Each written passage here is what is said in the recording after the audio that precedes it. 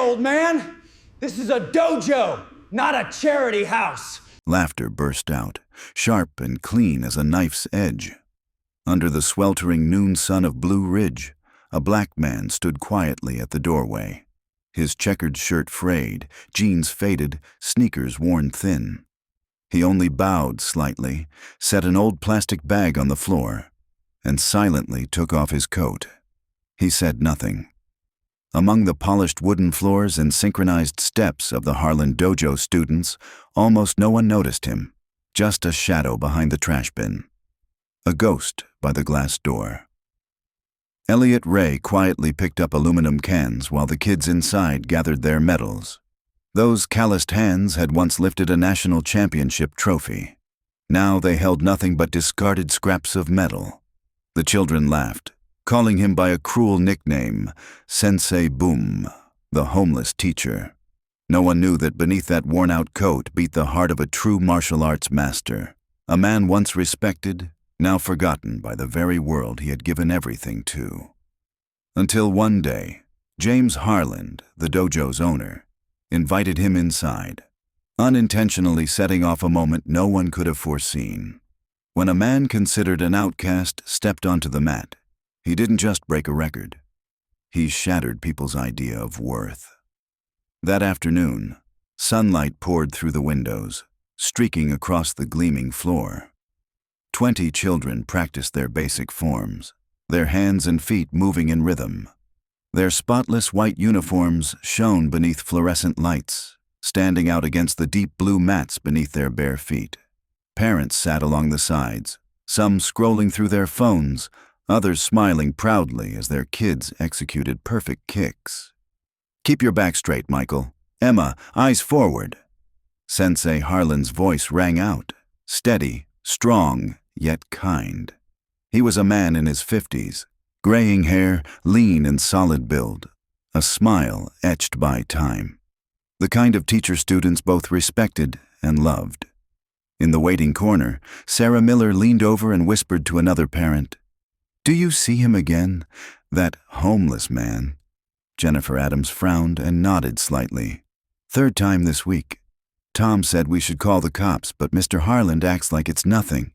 I heard he stands there the whole class just staring through the window. Gives me chills." Before Sarah could say more, her son Leo, 8 years old, ran up, his face flushed with excitement. "Mom, did you see my kick?" Jennifer smiled and hugged him. "You were amazing, honey. Now go back and practice." As Leo ran off, she glanced toward the window and saw a dark figure, motionless in the afternoon sun, watching the class. Behind the building, Elliot Ray was folding his old blanket, the one he had slept on for 3 nights now. 48 years old, sun-darkened face, streaks of gray in his beard. But his eyes remained clear and alert. His clothes were torn, but his posture was straight. Something about him didn't belong to defeat. Inside his small backpack were just a few things: a worn copy of The Art of War, a bottle of water, a small first aid kit, and a faded photograph sealed in plastic. The class's counting echoed through the wall. 1, 2, 3, 4. Elliot smiled faintly, a smile soft as wind, then bent to pick up more cans. Each of his movements was slow, precise, as if his muscles still remembered the discipline of training. The back door creaked open. Elliot straightened up, ready to leave. But it wasn't the police. It was Leo, the little boy from earlier. "Hi, sir, you're picking those up?" "Yeah, for recycling."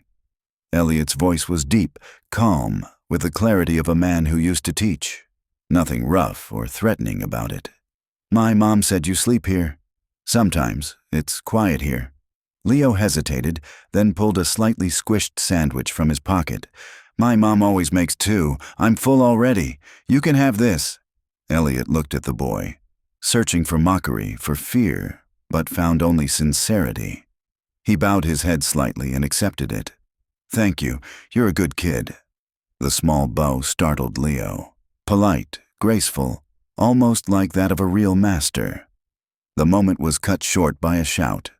"Leo, get back inside." A tall teenage boy in a blue belt, Travis Wilson, stepped out with crossed arms. "You should get out of here, old man. You're creeping everyone out." Elliot said nothing, kept picking up cans. Travis sneered, calling back inside, "Hey guys, Sensei Bum's practicing kung fu in the trash yard." Laughter burst from the doorway. The door slammed shut. Elliot stood still for a long moment, his face unreadable. Then he picked up his bag and quietly walked around the building.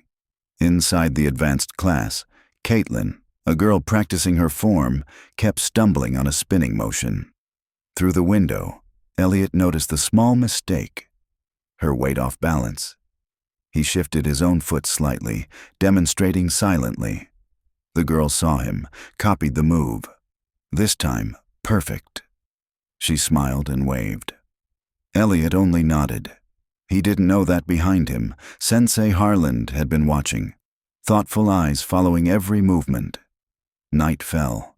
The security lights cast a soft amber glow across the parking lot. Elliot sat reading The Art of War, finishing the last bite of the sandwich. The door opened again, not Travis this time, but Harland, holding 2 bottles of water. "Mind if I sit?" Elliot closed his book and nodded. "Elliot." "James Harland, this dojo's mine. Sorry if I've caused any trouble. I'll leave if I need to." Harland smiled. "No need. You showed Caitlin a perfect spin earlier. You've trained before, haven't you?" Elliot stayed silent for a moment. "It's been a long time." Harland nodded thoughtfully. "If you'd like, you can come inside. It's warmer there." Elliot looked surprised, then shook his head. "Not everyone feels comfortable with me around." "Maybe, but that's their loss." He stood up and added, "You can stay out back if you want. No one will bother you there. At least you'll stay dry." Harland walked away, leaving Elliot watching him. His face a mix of gratitude and weariness, the expression of a man who'd forgotten how to trust kindness. A week passed. Rumors about the dojo stalker spread among the parents. Elliot remained quiet, collecting cans, reading, watching classes. Some days he disappeared, only to return again as if nothing changed. The children began whispering, "I heard he's dangerous." Leo objected, "He's not. He's really nice." Travis cut in, "Yeah, right. He's just a creep. The master of trash foo." Laughter erupted across the room. Leo lowered his head, ashamed for them. Harland overheard, his eyes darkened, but he said nothing yet. That afternoon, Caitlin approached, holding a paper bag. "Thank you for helping me the other day. I passed my test." She placed the bag into Elliot's hands and ran off. Inside were an apple, a granola bar, and a small note. "Thank you, Sensei." The word Sensei made Elliot freeze, as if someone had touched an old scar of memory. From afar, Harland saw the exchange, and an idea flickered in his eyes. The next evening, Travis bragged to his friends. A video titled "Master of Trash Foo, the Dojo Stalker" had just been uploaded, secretly filming Elliot picking up trash. The comments were filled with mockery. One older student muttered, "Take it down, that's not funny." But Travis just laughed. If he doesn't want to be filmed, he shouldn't show up. Harland gathered the class for practice, unaware that the video was spreading fast. Only Leo, face heavy with guilt, had seen it all. The following afternoon, Harland came out holding flyers. "Tomorrow we're having an open floor. Anyone can join the practice." Elliot looked at the paper but said nothing. "Never thought about showing them what you really know?" Elliot smiled faintly. "I don't think they want to see it.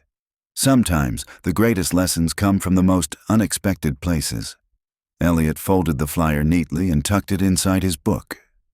The next day, the dojo was busier than usual. Parents crowded in, students whispered and laughed. Rumors about the strange homeless man had drawn in even more curious faces. And then Elliot walked in. Old jeans, frayed jacket, upright stance. The room fell silent. Travis laughed loudly. "Look who it is, Sensei Bum." The room burst into laughter, a few parents frowning in discomfort. "If you're so good, why don't you give us a little show?" Elliot looked around, at the doubtful stares, the smirking faces. Only Leo watched him with pure, unwavering belief. Elliot nodded softly. Just one kata. He stepped onto the mat, removed his shoes, closed his eyes. A few giggles rippled through the room, then faded completely. When he began to move, the air seemed to stop. Each motion flowed, powerful, precise, and controlled down to the rhythm of his breath. No longer did they see a drifter, but the unmistakable form of a true martial artist, body and spirit aligned with every strike and turn. There was no music, only the sound of breath and the deep echo of the wooden floor beneath his feet. The dojo fell completely still. For the first time, no one looked at Elliot as an outsider, but as someone who belonged there. All eyes followed him as he completed the final sequence, his breathing steady, gaze razor sharp. The last strike cracked through the air like thunder. Then, silence. No one moved, no one spoke. Only Leo, the 8-year-old boy, began to clap. Softly at first, but in the silence, it rang out like the spark of a flame. Others joined in, hesitant, then sincere. "That was Goju Shiho," Harlan said quietly, awe in his voice. 54 movements of the wooden man form. Not many masters can perform it that perfectly. Parents murmured among themselves, "Who is he? My God, I've never seen technique that clean." Travis stood frozen, the boy who mocked now left with nothing but shock. When he finally regained himself, pride and resentment pushed him to speak. "Not bad, but that's just fancy dancing. Real skill means fighting. You dare to spar." The air went cold. Harlan started to intervene, but Elliot bowed slightly, his tone calm and composed. "Thank you for letting me share." He bowed to everyone, and, most deeply, to Travis. Without another word, he put on his shoes and walked toward the door. "Scared, old man?" Travis called after him, his voice half mocking, half regretful. Elliot turned around. For the first time, they saw him smile.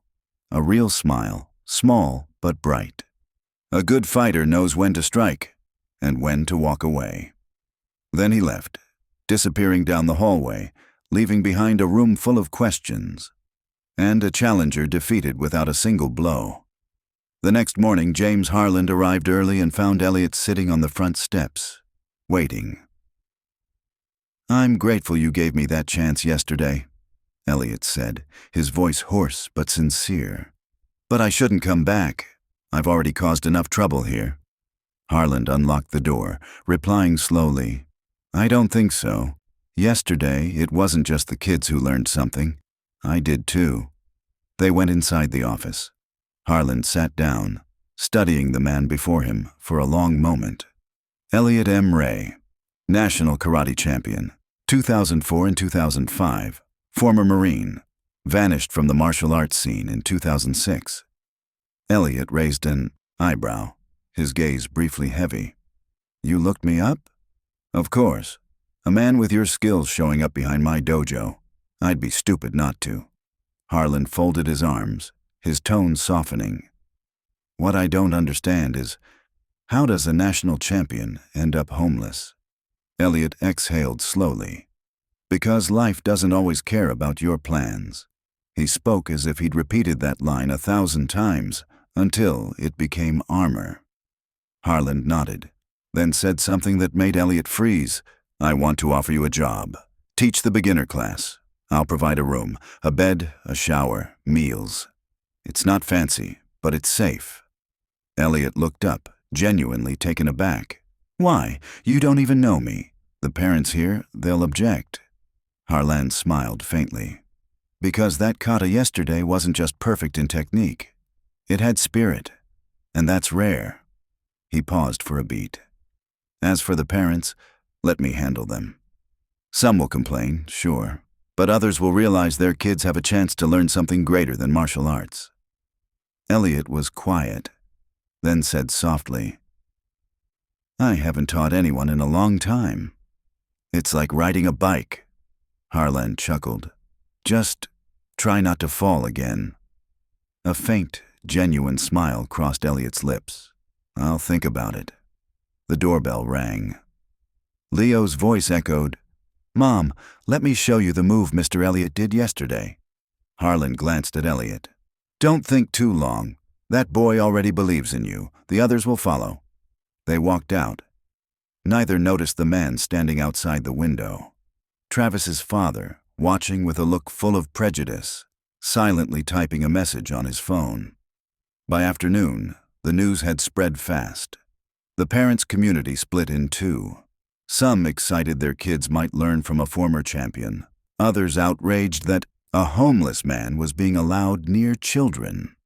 In the kitchen, Travis overheard his father on the phone. "I'm telling you, this is unacceptable. I don't care who he was. Someone living behind a dumpster shouldn't be teaching kids." Travis lowered his head. He remembered the kata, the precision, the power, the unwavering focus. For the first time, he felt ashamed. His father hung up, satisfied. "It's done. The Herald will run the story. Let's see if Harlan still dares to defend him." Travis picked up his phone, meaning to delete the Master of Trash Foo video, but stopped. He stared at Elliot's image in the frame and saw no longer a vagrant, but a human being. Then he set the phone down. The video stayed up, but something inside him had changed. The next morning, Harlan sat in his office, reading the news headlines. Elliot Ray, 3-time national champion, military commendation, disappeared after 2006. He closed his eyes and sighed. The man, now sleeping in his dojo, had once been a national hero. The doorbell rang again. Elliot appeared, wearing a gray t-shirt and sweatpants Harlan had lent him. Clean-shaven, hair damp, he looked 10 years younger. "Coffee?" Harlan asked. "Wouldn't say no," Elliot replied with a small smile. After a few minutes of quiet, Harlan spoke plainly. "I read your record. You were a star. Why did you walk away from all of it?" Elliot stayed silent so long it seemed he wouldn't answer. Then, in an even, steady tone, without self-pity, he said, "In 2006, my wife, Amara, got cancer. We had insurance, but anyone who's lived through it knows insurance never covers hope." He looked down at his cup, his hand trembling slightly. "I taught, competed, worked night shifts as a guard, slept 3 hours a day. Still wasn't enough. We sold everything, the house, the car, even my medals. When she died, I couldn't go back to the mat. That whole world stopped meaning anything." Harlan nodded gently, not interrupting. Elliot continued, "I did whatever work I could. Construction, security, anything. Then the recession hit. I lost it all, and I ended up here, not by choice, just because there was nowhere else left to go." Harlan studied him for a long moment. "And now," Elliot met his eyes, "now, I just want peace." "Then stay," Harlan said softly. "Help me teach, not just the kids. Teach the adults out there, too, about patience and dignity." At that moment, the door opened. Jennifer Adams, Leo's mother, walked in with a determined expression. When she saw Elliot, she paused. "Mr. Ray, I just wanted to say thank you. Leo's never been this confident before. He says you never laugh when he messes up. You taught him to believe in himself." She turned to Harlan. "I know some parents are upset, but I'll talk to them. They'll come around." Harlan smiled. Elliot replied quietly, "Sometimes one person believing in you is enough to start again." The next afternoon, a silver car pulled up in front of the dojo. A young woman stepped out, notebook in hand. Megan Taylor, reporter for the Herald. A story about a fallen champion, controversy, and redemption. She knew it could change her career. Inside, she saw Elliot guiding Leo. "Keep your balance. Power doesn't come from muscle, it comes from stability." Megan observed, noting the contrast between his modest clothes and his professional bearing. After the class, Harlan introduced them. "Elliot, this is Megan Taylor. She wants to write the real story. Elliot's eyes flickered with fatigue. I don't want to be a headline. People are already talking, Megan said gently. At least, let them hear the truth from you. Elliot thought for a long moment, then nodded. No photos, just words. In the office, they sat across from each other. Megan turned on her recorder. First question, how does a national champion become homeless? Like anyone else, Elliot said calmly. You lose, little by little. He spoke, without embellishment, without self-pity. His story slid downward step by step, but his voice carried a quiet kind of pride. Do you want people to feel sorry for you? No, he answered instantly. Pity doesn't help anyone. Then what do you want? Elliot was silent for a long time. Dignity, he said slowly. Something everyone deserves, even after losing everything. Megan stopped the recorder and looked at him differently. Not as a journalist chasing a story, but as someone who just learned a lesson about pride and human worth. The only thing I can offer, Elliot said softly but firmly, is knowledge, and a promise that I'll never harm any student under my care. Megan looked up. And what do you say to those who claim you're taking advantage of Mr. Harlan's kindness? A flicker, perhaps anger, flashed across Elliot's eyes, then vanished. Judgment's always easy, when you've never had to ask for help. Megan nodded, writing down every word. Final question, Mr. Ray. What do you hope to achieve here? Elliot looked toward the half-open door. Outside, Leo was still practicing the move he'd learned that morning. He answered slowly. Second chances don't come often. I'm just trying not to waste mine. While Megan's article was being edited at the Herald, life at Harlan's dojo gradually settled into rhythm again. Elliot began teaching the beginner class. His patient tone and warm eyes drew the kids in. Even the parents slowly began to relax, but not everyone was happy. One evening, Mark Wilson, Travis's father, showed up to confront Harlan. I can't believe you're allowing this. That man used to live behind your building. And he doesn't anymore, Harlan replied evenly. He's a certified instructor, a former national champion. 20 years ago, maybe. But now, who knows what kind of person he is. Mark lowered his voice, but his glare stayed sharp.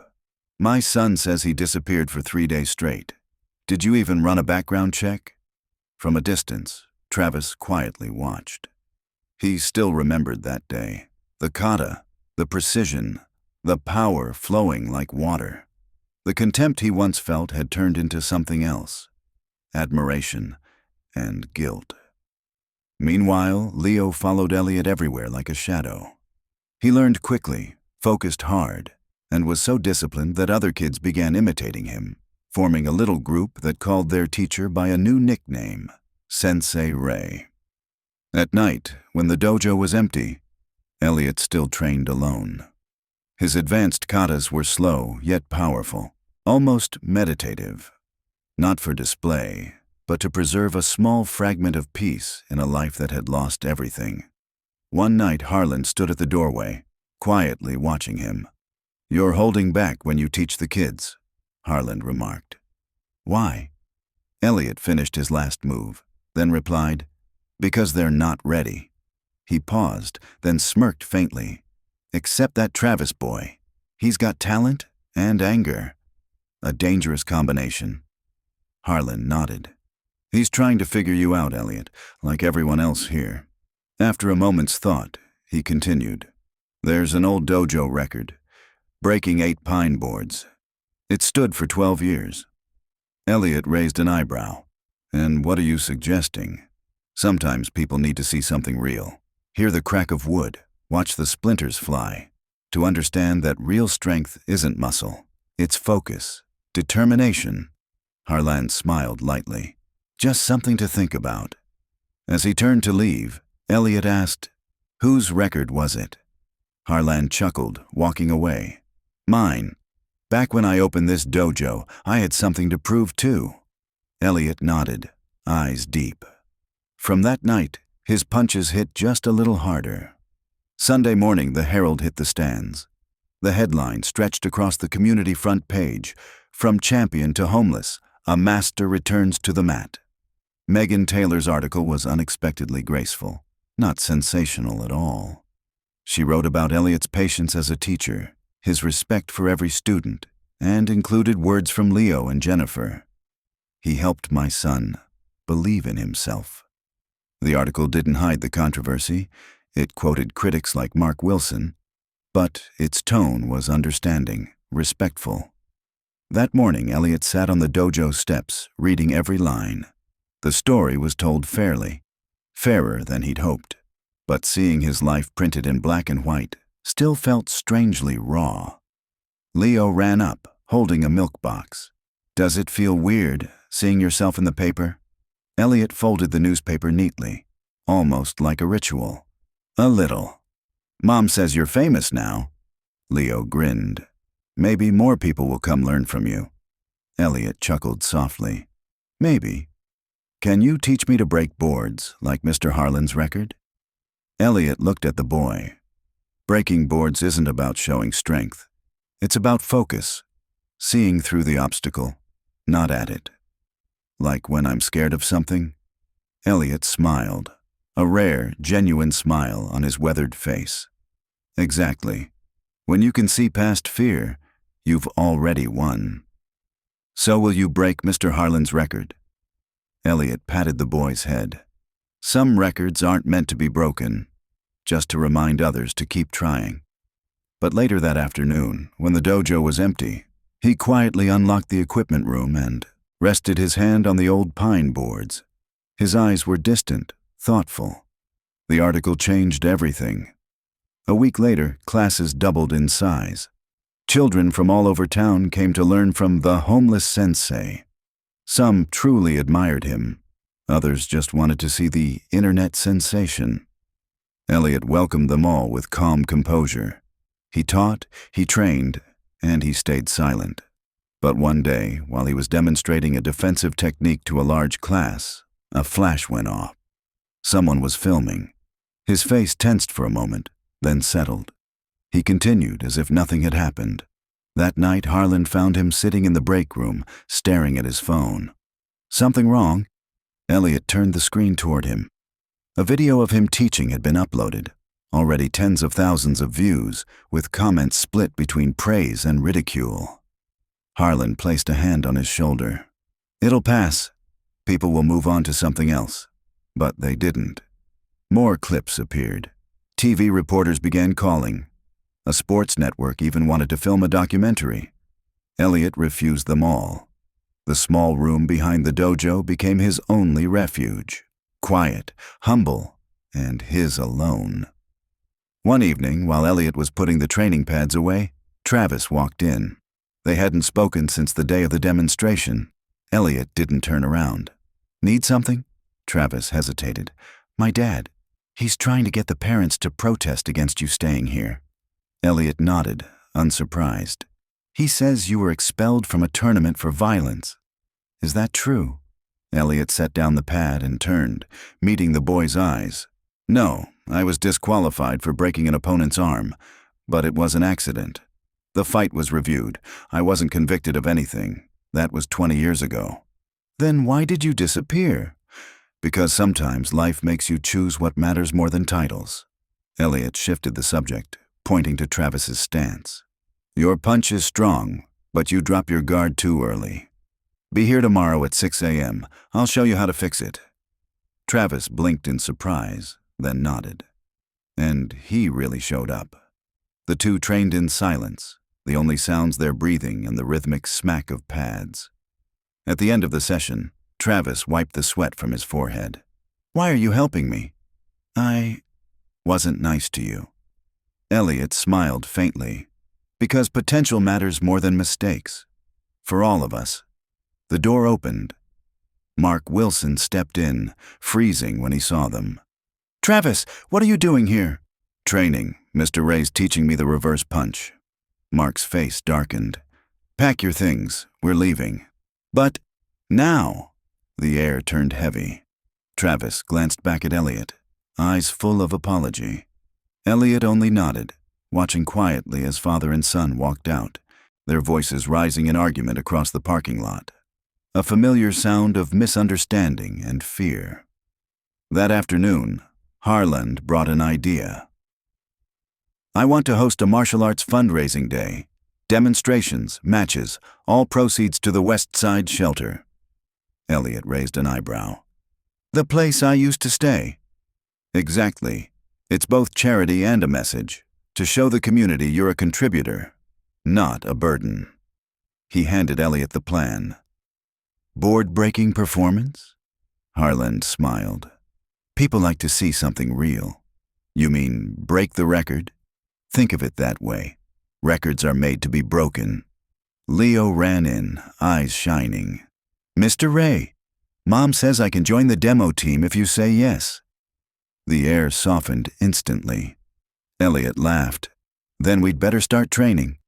As they stepped onto the mat, Harland watched them. The idea had taken root. He began making calls. Local businesses agreed to sponsor. The Herald promised coverage. Even the mayor confirmed attendance. No one expected that 3 days later, everything would collapse. "My dad found an old video of you," Travis said quietly after class. "From the 2005 championship, the match where you broke that guy's arm. He's showing it to everyone." Elliot sighed. "I know that fight. I was disqualified, but it wasn't intentional." Travis looked worried. "They're saying otherwise." And indeed, the next morning the video spread everywhere, edited down to the moment of the break, looping endlessly as supposed proof. Parents pulled their kids from class. Sponsors withdrew. Half the fundraiser participants canceled in a single day. That evening, someone sprayed red paint across the dojo door. "Get out, homeless trash." Elliot stood before the words, his face eerily calm. Harland snapped photos for the police, his voice raw. "This doesn't change a thing. We're still holding the event. They need to see the truth." Elliot shook his head softly. "You've given me more than anyone else ever did. I won't let your kindness be dragged through the mud." "So you'll just leave? Let them win?" Sometimes walking away takes more strength than staying. That night, rain poured down.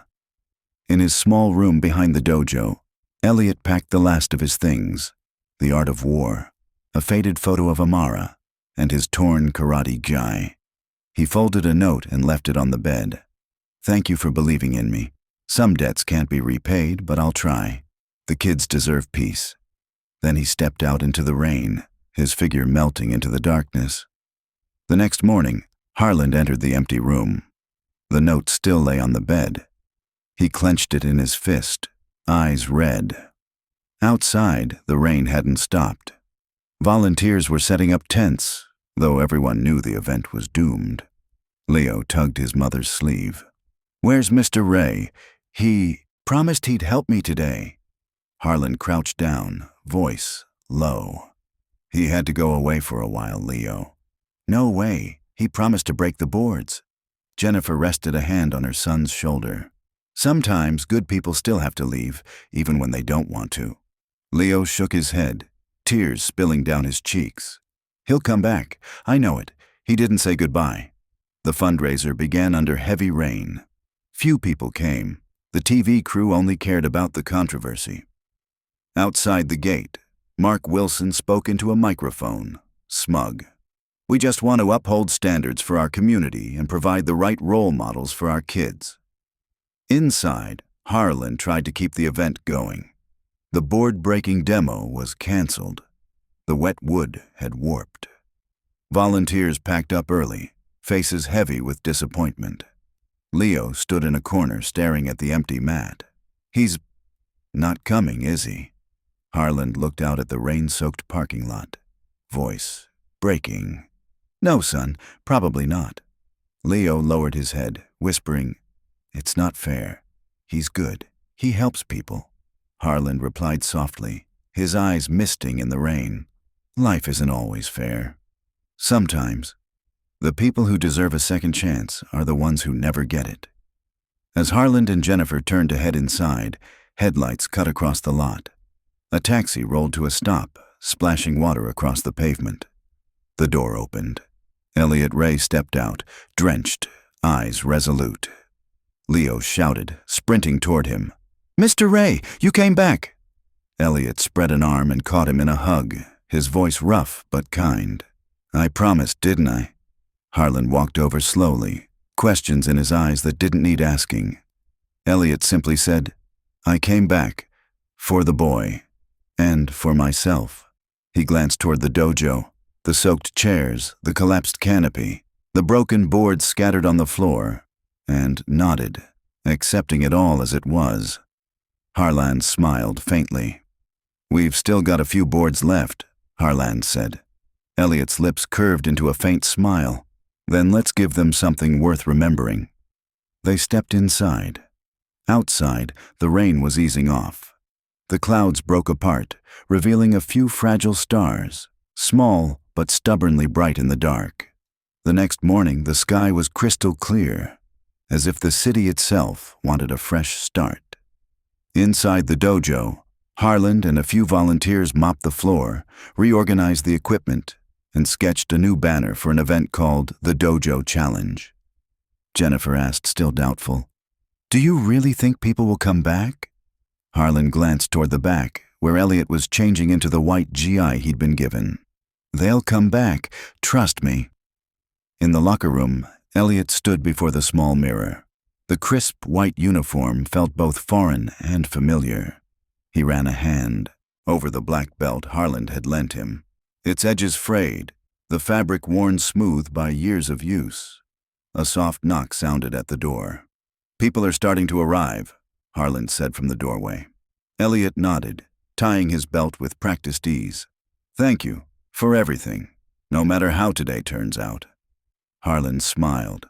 "Ready to break a few boards?" Elliot chuckled under his breath. "Let's not get ahead of ourselves." Voices filled the air as they stepped onto the main floor. The crowd was larger than expected.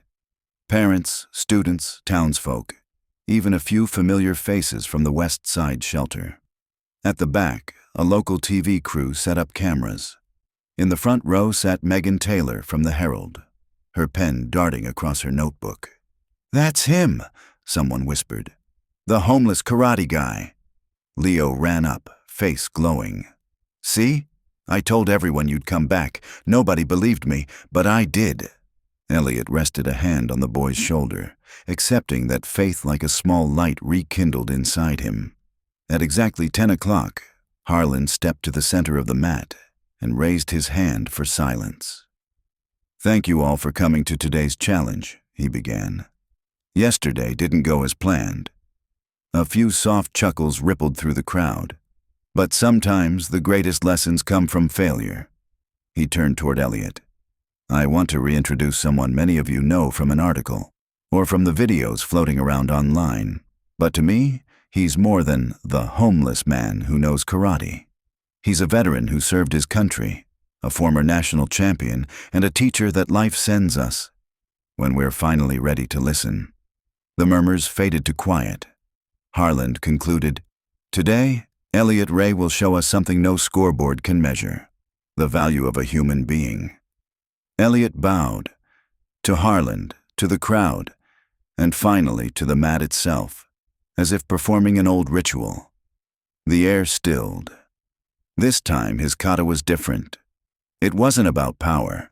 It was a story told through movement, of loss, of rising again, of trust regained. Each turn, each breath wove together the journey of a man who had fallen and learned to stand again with dignity. When he stopped, silence filled the room, then broke open in applause, cheers, and, shouts. Amid the noise, a voice called from the back, "Nice, but that's just performance, right?" Travis stepped forward, half challenging, half curious. Harlan moved to intervene, but Elliot raised a hand. "You're right, it's only a form. Want to help me show what it means in real motion?" Travis nodded, his face tense, but his eyes filled with respect. The sparring began, but it wasn't a fight. Elliot instructed. Travis attacked. He blocked, dodged, and countered softly. Each move was a lesson, each exchange a sign of mutual respect. The crowd was utterly silent. Only the sound of breathing and the swish of fabric filled the room. When they stopped, Travis turned to the audience, chest heaving but smiling wide. "Mr. Ray, he helped me fix every punch I threw wrong. There's something all of us can learn from him, even the ones who thought we already knew everything." Laughter and applause erupted. At the doorway, Mark Wilson, Travis's father, stood watching. He didn't smile, but his face had softened. A small nod. Not forgiveness, but recognition. That afternoon, the dojo felt changed. Doubt had turned into curiosity, and curiosity into respect. The donation box for the West Side shelter filled quickly. Jennifer led a group of parents in a self-defense class. The kids performed the kata Elliot had taught them. Laughter and energy filled the air. Then someone shouted, "What about the board-breaking record?" All eyes turned to Harland. He grinned.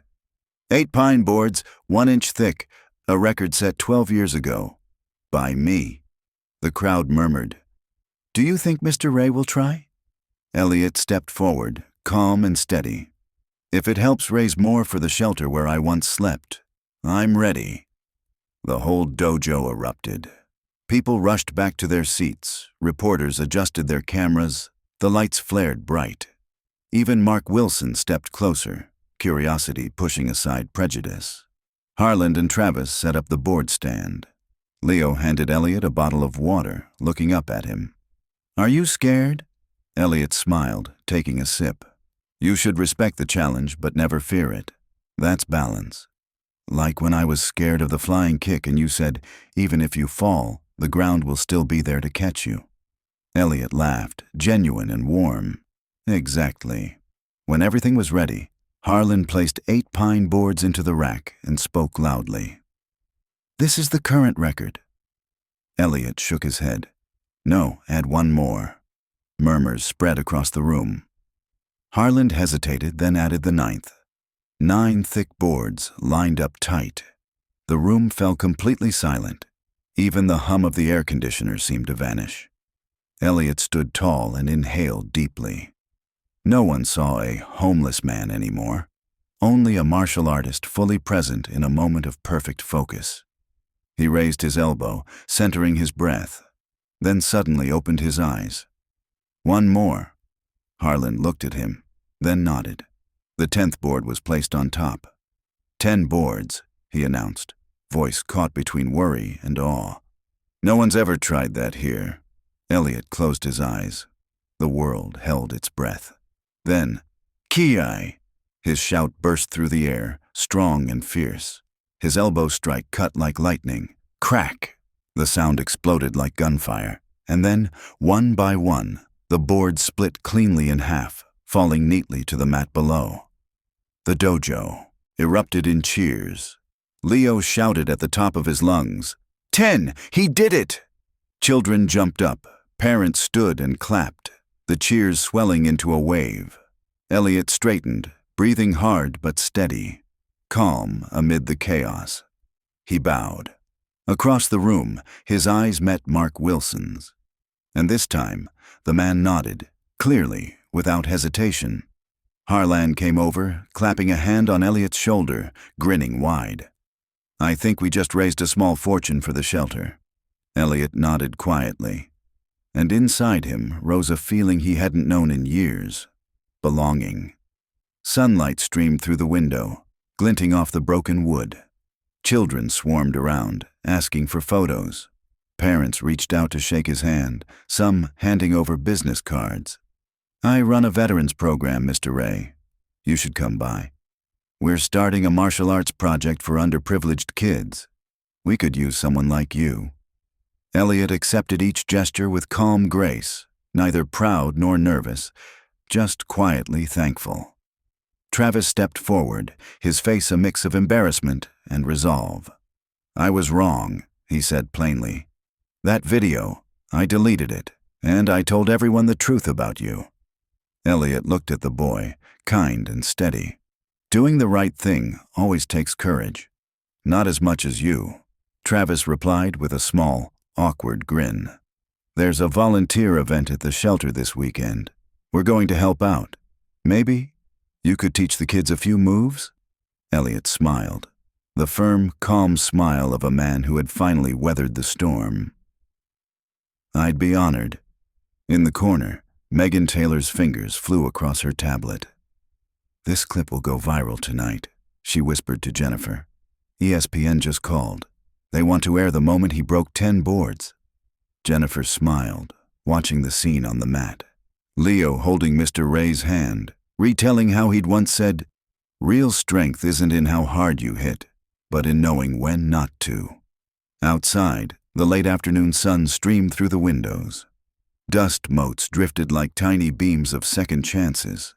Elliot Ray, once forgotten by the world, now stood surrounded by laughter, camera lights, and the renewed trust of others. He didn't need titles. He didn't need glory. He only needed to teach, and to see someone believe that everyone deserves a second chance. By the next morning, Elliot Ray had become a local phenomenon. The video of him breaking 10 boards went viral. Millions of views, hundreds of thousands of comments. A major sports network requested an exclusive interview. 3 martial arts magazines wanted feature stories. Even the city's mayor called the Harlan dojo directly. "He wants to come present a community honor medal," Harlan said, pulling the curtain closed to block the reporters gathering outside, "and talk about a youth outreach program." He laughed softly, shaking his head. "It's insane. You holding up okay?" Elliot sat cross-legged on the mat, calm as if the media storm outside were just wind passing through trees. "I've lived through both extremes, being forgotten and being watched too closely. Neither one defines me." Harlan nodded, deeply respectful. "The mayor's visit could be good for everyone, but if you're not comfortable, I'll cancel." Elliot smiled. "No need. This isn't just about me anymore." In the days that followed, he continued teaching every class. He agreed to only one television interview, and in it, he never spoke about himself. He spoke about the West Side shelter, about second chances, about people who just need to be seen as human. The reporter asked, "What do you think is the real story here? From homelessness to fame?" Elliot replied calmly, "The real story isn't about a punch or a record. It's about a community that chose to see the person, not just his circumstance." The mayor's ceremony took place with quiet dignity. Before a forest of microphones and cameras, Mayor Wilson, no relation to Mark, spoke.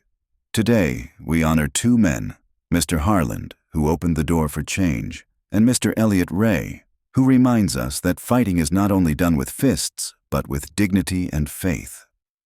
Under the flashing lights, Elliot found his mind drifting. Back to another night, 3 years earlier, in a snowstorm. Turned away from a shelter, forced to sleep on a subway bench, woken by guards every hour. From that cold plastic seat to this bright stage. The distance felt almost impossible. After the ceremony, Harlan found him sitting alone in the office, staring at a photo of a smiling, brown-skinned woman, Amara, his late wife. "That her?" Harlan asked gently. Elliot nodded, slipping the photo back into his wallet. "She was always better at things like this. Amara could talk to anyone. Me, I just bow." Harlan sat down and opened a folder. "I've got a proposal. The dojo's growing fast thanks to your reputation. I need another full-time instructor." Elliot looked up, surprised. "You're offering me a real position?" "More than that. I want you as a permanent partner. There's a contract, salary, insurance, and—" Harlan pushed the folder forward. "A fund Jennifer and a few others raised, enough for you to rent a small apartment nearby." Elliot froze for a moment, his voice low and rough. "I can't accept charity." "This isn't charity," Harlan replied. "It's an investment in a future we believe in." He paused, then added, "But there's one condition." Elliot raised an eyebrow. "What condition?" "The free martial arts program at the shelter. The one you mentioned to Travis."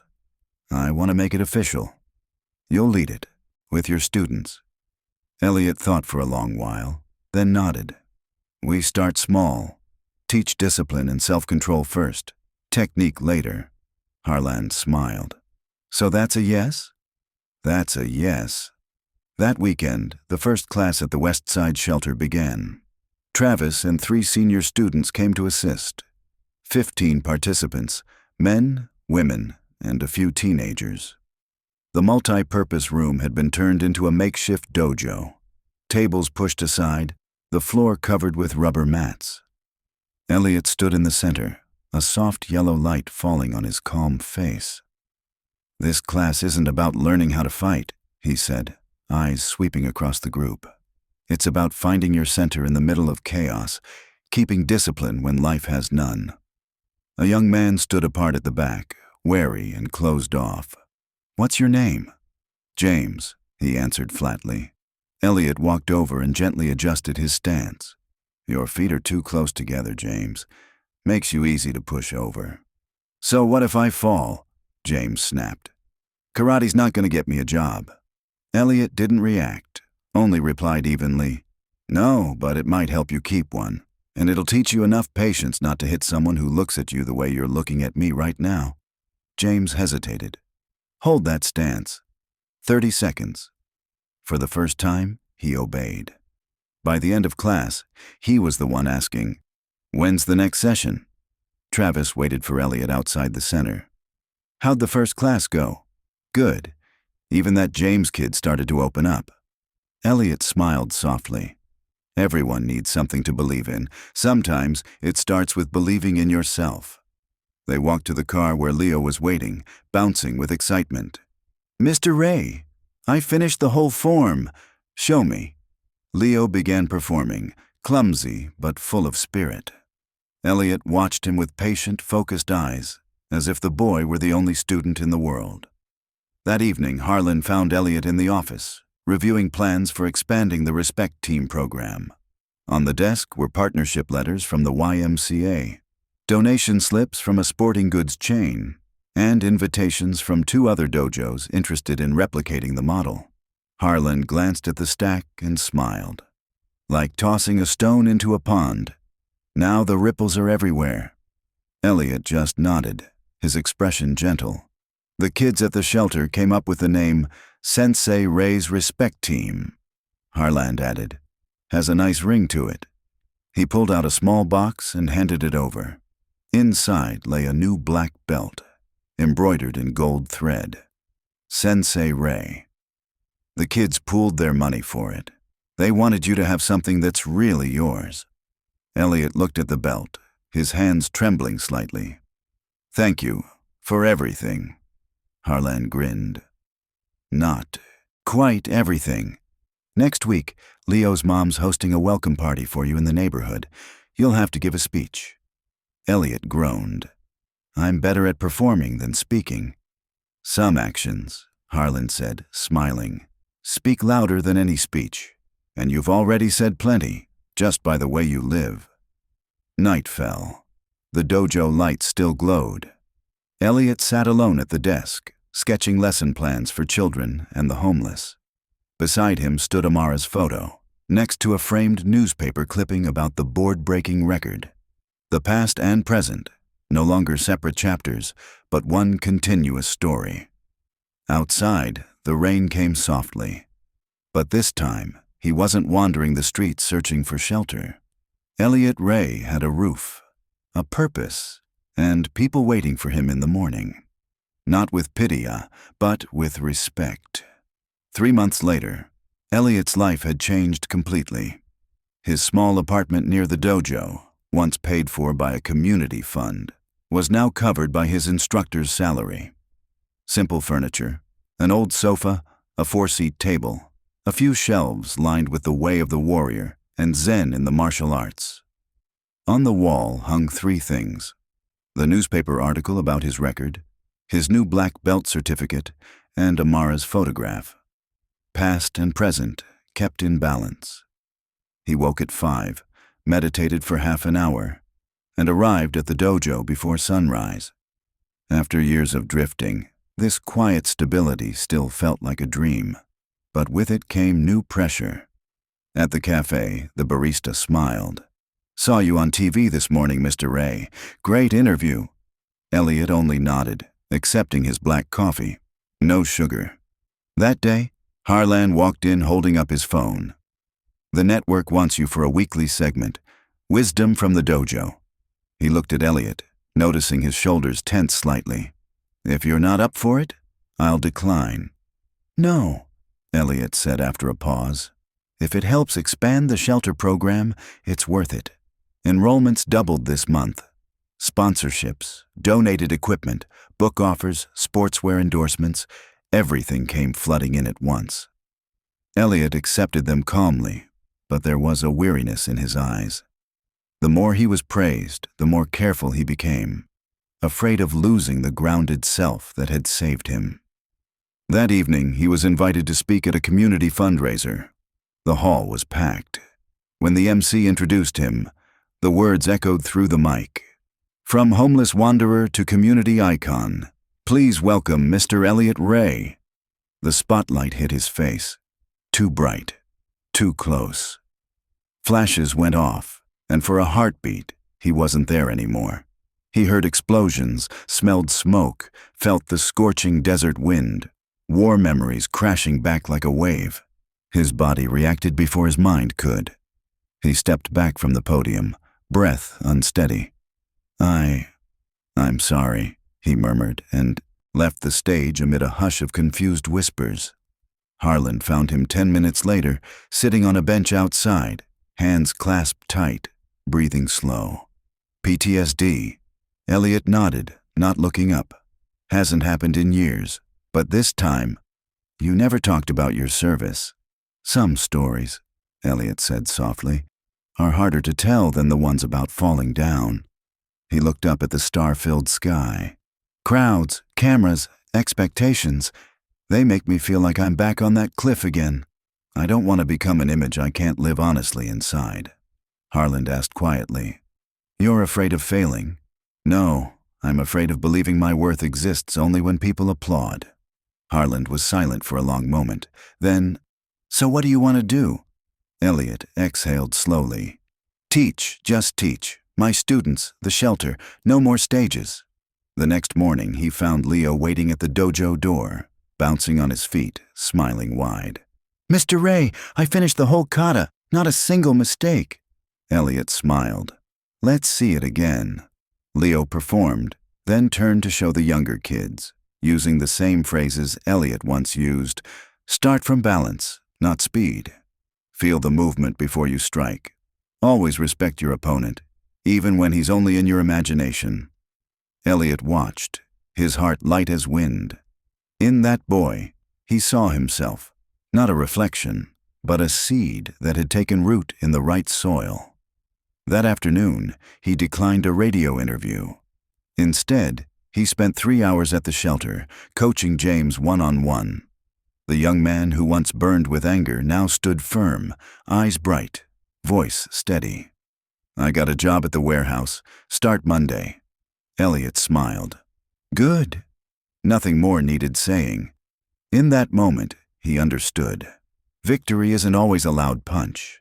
Sometimes it's when the fallen rise, and then teach someone else how to rise too. "How's your schedule?" Elliot asked as James packed up his gear. "Evening shifts, but mornings are free, so I can keep training." James hesitated, then added, "They said if I stick it out for 3 months, they'll train me for equipment operations. Better pay." Elliot nodded, voice steady. "You'll make it." James raised an eyebrow. "How do you know?" Elliot adjusted his arm gently. "Because now, you've got something to lose. Start again, from the beginning." As they both returned to their starting stance, Elliot felt a rare peace, the kind he'd never found in the spotlight or the applause. This was his place, on the mat, among breath and patience. But peace never lasts forever. The following week, Scott Henderson, owner of a rival dojo, posted a venomous article online. Is the homeless sensei using his past to polish his fame? The post questioned Elliot's background, revisited his disqualification years ago, and hinted that he had a violent temperament. The news spread like wildfire. Anonymous comments flooded in. Parents started asking questions. Some students didn't return to class. One morning, a reporter cornered him outside his apartment building. "Mr. Ray, is your homeless story real? Did you do all of this just for fame?" Elliot didn't answer. He simply got into his car, started the engine, and drove away. But the question lingered, colder than winter air. Was he becoming the very thing he'd once feared? A man living off others' validation. That night, instead of going home, he drove straight to the shelter. No cameras, no flashes. Just a few kids practicing basic strikes. A frustrated teen threw his gloves down. "This is pointless. What's the use of learning this stuff? It doesn't change anything." Elliot sat down in front of him, his voice soft but resonant. "You know what people used to call me?" The boy stayed silent. "They said, 'Go somewhere else.' They said it so many times that I started to believe maybe there really wasn't a place for me." The room went silent. Even those pretending not to listen turned toward him. Elliot looked around. When people give you the lowest name they can think of, stand taller. Not to fight them, but to remind yourself that you still have worth. You don't need anyone's permission to keep your dignity, and you never need a reason to respect yourself. Something shifted in the kid's eyes. The room seemed to breathe with him. On the way home, Elliot realized he'd found clarity again. No fame, no slander could define him. The only thing that mattered, and was enough to live for, was honest work done with integrity, even when no one was watching. The next morning, as he stepped outside, he found Travis and a few senior students waiting. "We saw that blog," Travis said bluntly. "It's garbage." "We know who you are," Miguel added. "We're not letting them talk like that." Elliot opened his mouth, but Travis went on. "This Saturday we're doing a walk with Sensei Ray. From the dojo to City Hall. No slogans, no speeches, just walking together." "You don't need to do that," Elliot said quietly. "Yes, we do," Travis replied. "Not for you, for us. You taught us respect isn't something to say, it's something to do. So we're doing it. Saturday, 200 people, students, parents, the homeless, even a few city officials, walked silently down the main avenue. No banners, no chants, only quiet respect, louder than any defense. By the next day, the smear article was gone. Scott Henderson went silent, offering no explanation. 2 weeks later, documentary filmmaker Rachel Chen visited Harland. "I want to tell the real story," she said. "Not of a hero, not of a legend, but of dignity." When she met Elliot, she told him, "I want the audience to understand not just what you went through, but what it means. To you, and to the people around you." After careful thought, Elliot agreed. The 30-minute documentary, titled Still Standing, aired on the National Documentary Channel. No record-breaking scenes, no dramatization. Just footage of Elliot teaching at the shelter, faces gradually changing, and one simple philosophy. Strength isn't measured by what we break, but by what we survive, and what we rebuild from the ruins. The film didn't cause a viral frenzy. It spread quietly. Dozens of shelters across the country wrote in, asking to adopt the Sensei Ray model. Veterans organizations offered to collaborate. Old friends from his tournament days sent letters of thanks. One email brought him to tears. From Marcus Coleman, his closest training partner years ago. "I watched the film, E. You never stopped being the best, not because of your punch, but because of how you got back up. If you'll have me, I'd like to visit." Elliot replied almost instantly, "Always welcome, old friend." That night, he sat at his small table, laptop open. On the screen, a new document titled Still Standing, Lessons from the Mat and the Streets. Not a memoir, not a manual, a life philosophy. His fingers hovered over the keys, then began to type. True strength isn't measured by what we break, but by what we endure and what we choose to rebuild from the pieces. 1 year after Elliot first stepped into Harlan's dojo, once just a place to hide from the rain, the mat was now full. Children from every background, wealthy, poor, homeless, stood side by side, bowing together. Elliot, wearing his black belt embroidered in gold with Sensei Ray, stood before them.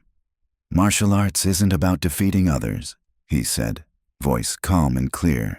"It's about conquering yourself. The real opponent is always within: doubt, fear, anger, and pride." His words filled the room, gentle but deep.